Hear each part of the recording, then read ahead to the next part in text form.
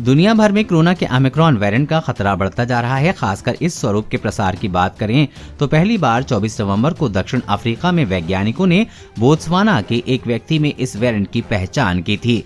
तब से लेकर अब तक ओमिक्रॉन के मामले दुनिया के 60 से ज्यादा देशों में पाए जा चुके हैं। यानी 3 हफ्ते में ही कोरोना का ये वेरिएंट जबरदस्त रफ्तार से फैला है। हालांकि इससे पैदा होने वाले खतरे को लेकर लगातार नई जानकारियां सामने आ रही हैं। वैज्ञानिकों की ओर से दी गई सबसे ताजा जानकारी ये है कि ओमिक्रॉन के इस वेरिएंट की रफ्तार जरूर डेल्टा के मुकाबले काफी तेज है, लेकिन इससे पैदा होने वाली जटिलताएं डेल्टा के मुकाबले काफी कम हैं। हालांकि एक्सपर्ट ने इस पर भी संशय जताया है कि अगर ओमिक्रॉन तेजी से फैलता है और अलग अलग देशों के हेल्थ सिस्टम पर बोझ बढ़ा तो ये वेरिएंट अपने आप इलाज न हासिल कर पाने वाले मरीजों के लिए घातक हो जाएगा। ऐसे में ये जानना अहम है कि आखिर ओमिक्रॉन वेरिएंट की जिस देश में पहली बार पहचान हुई थी वहां अब क्या हाल है और इस वेरिएंट को पहचानने वाले वैज्ञानिकों का इसके प्रसार और खतरे को लेकर क्या कहना है।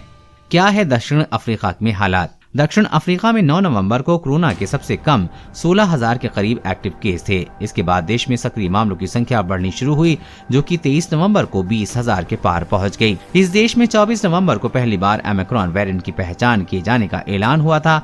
माना जाता है कि कोरोना का ये स्वरूप 24 नवंबर से 1 या 2 हफ्ते पहले ही अफ्रीकी महाद्वीप पर फैलना शुरू हुआ था। हफ्ते दर हफ्ते के लिहाज से जाने तो दक्षिण अफ्रीका में ओमिक्रॉन के प्रसार की गति दक्षिण अफ्रीका में 24 नवंबर को एक्टिव केसों की संख्या 20,610 पर पहुंच गई, जो कि अगले एक हफ्ते में 36,600 तक पहुंच गई।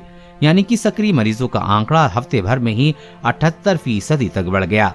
इसके पीछे ओमिक्रॉन को ही प्रमुख वजह माना गया और जीनोम सीक्वेंसिंग को बढ़ाया गया। आंकड़ों के लिहाज से देखें तो जहां 1 दिसंबर को दक्षिण अफ्रीका में 36,600 एक्टिव केस थे, वहीं 8 दिसंबर को ये संख्या 1,13,000 तक पहुंच गई। यानी दिसंबर के पहले हफ्ते में ही संक्रमित मरीजों की संख्या में 200% का इजाफा दर्ज किया गया। पिछले एक हफ्ते में क्या हाल। ताज़ा डेटा के मुताबिक देश में इस वक्त कोरोना के कुल केसों में 60% ओमिक्रॉन वेरिएंट वाले ही हैं। पिछले सोमवार को दक्षिण अफ्रीका में 86,000 से ज्यादा एक्टिव केस थे, जो कि इस सोमवार तक 1,77,000 तक पहुंच गए।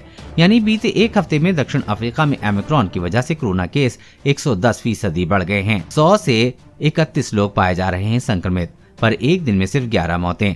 दक्षिण अफ्रीका के national institute of communicable disease ने कहा है कि ओमिक्रॉन के खतरे के बीच देश भर में टेस्ट पॉजिटिविटी रेट 31% है, यानी कि हर 100 में से 31 लोग संक्रमित मिल रहे हैं। इसके चलते देश में अस्पताल में भर्ती होने वाले लोगों की संख्या में भी बढ़ोतरी दर्ज की गई है। लेकिन अगर पिछले 24 घंटे के आंकड़े देखे जाएं तो इस दौरान सिर्फ 11 लोगों की जान गई है। क्या कह रहे हैं दक्षिण अफ्रीका के वैज्ञानिक।